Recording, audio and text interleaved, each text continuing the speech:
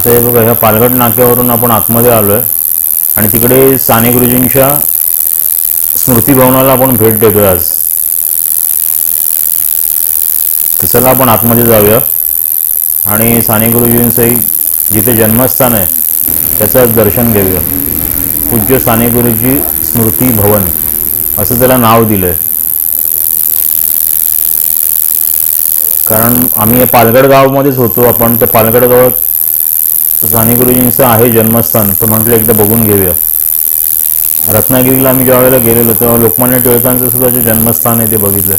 पण एकच खंत वाटतं की इथे ही सगळी जन्मस्थानं आहेत ना, ह्याचं तसं जतन म्हणजे तेवढी पॉप्युलॅरिटी नाही आहे. लोक बरीच बघायला येत नाहीत, कारण की जसं गव्हर्नमेंटने ते थोडं डेव्हलप करायला पाहिजे होतं, थोडं विकसित करायला पाहिजे होतं, थोडं विकसित करायला पाहिजे होतं, त्याचं टुरिझमसुद्धा वाढेल इकडचं. कारण की त्या पद्धतीने लोक तेवढी येत नाहीत हे बघायला. नाही तर पालघर गावाचा पण भरपूर विकास झाला असता. आता इथे बघा, हे स्थानिक गुरुजींचं राष्ट्रीय स्मारकाविषयी लिहून ठेवलं आहे. एक डिस्प्ले बोर्ड लावलं आहे त्यांनी आणि त्याच्या मागे स्वयंपाकघर आहे. इथे मागे जे काका राहतात आजोबा, तर ते त्यांचं ज्यावेळेला साने गुरुजी 10 वर्षाचे होते, ते बऱ्याच आठवणी सांगतात. पण त्यांच्याकडे काही जायचा योग नाही आला आम्हाला, कारण की दुसऱ्या व्हिडिओमध्ये मी त्यांचा तो इंटरव्ह्यू बघितला होता. हे बघा, ही दुसरी खोली आहे. इथे सुद्धा सगळे चित्र लावलेली आहेत त्यांची, पोस्टर्स बनवून. आणि त्या पोस्टर्समध्ये माहिती देण्याचा प्रयत्न केला आहे. पण जर कोणी इकडे गाईड असतं तर खूप बरं झालं असतं, तर आपल्याला अजून जास्त माहिती मिळाली असती. तसं साने गुरुजींचं आम्हाला पुस्तकसुद्धा होतं शाळेमध्ये श्यामची आई नावाचं. ह्या त्यांच्या मातोश्री आहेत आणि त्यांनी बरीच पुस्तकं लिहिली आहेत. ॲक्च्युली घरामध्ये आल्यानंतर ना ह्या जन्मस्थानी ह्या श्यामच्या पिक्चर होते, ब्लॅक अँड पिक्चर होता तो आणि खूप अप्रतिम पिक्चर होता.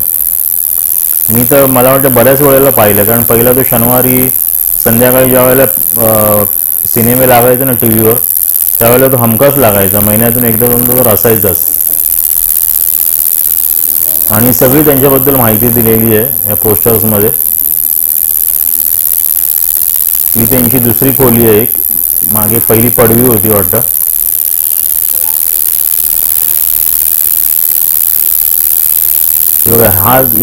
ही जी इमारत दिसते ना, ही शाळा आहे. ही इथे पालघरलाच आहे मागे शाळा.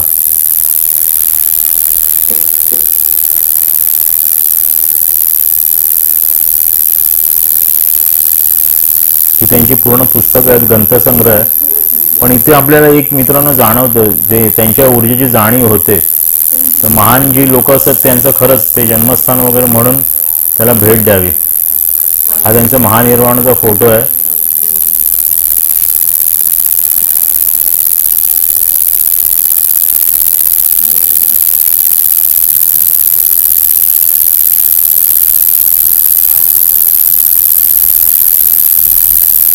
आता ही तिसरी खोली आहे आणि त्याच्या मागे स्वयंपाकघर आहे. बाजूला अंगण आहे आणि मागे बाग सुद्धा एक. आणि ह्याच्या मागेच आहे ना, जरा थोडंसं लांब गेल्यानंतर ती विहीर आहे.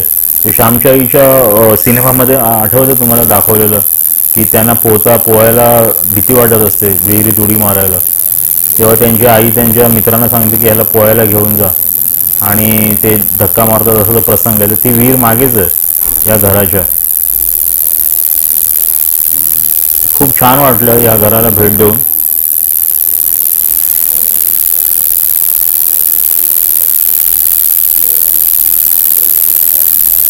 असं कौलारू घर आहे आणि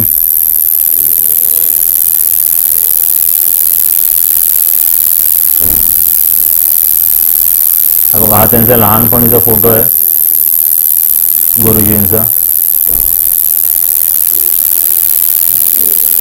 आणि साने गुरुजींचा जन्म 24 डिसेंबर 1899 मधला आहे.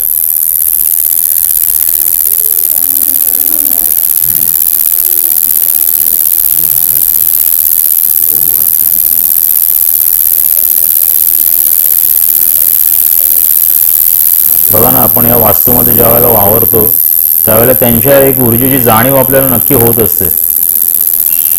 आता या लहान मुलांना त्यांच्याबद्दल माहिती सुद्धा नाही आहे, साने गुरुजी कोण होते.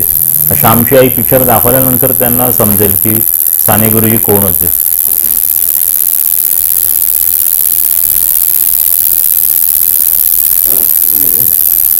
धन्यवाद मित्रांनो, आपण माझ्याबरोबर या साने गुरुजींच्या जन्मस्थानी वावरला त्याबद्दल मी तुमचे आभार मानतो. धन्यवाद. आणि ती बाजूची शाळा कुठली? थांबा, त्या आतमध्ये.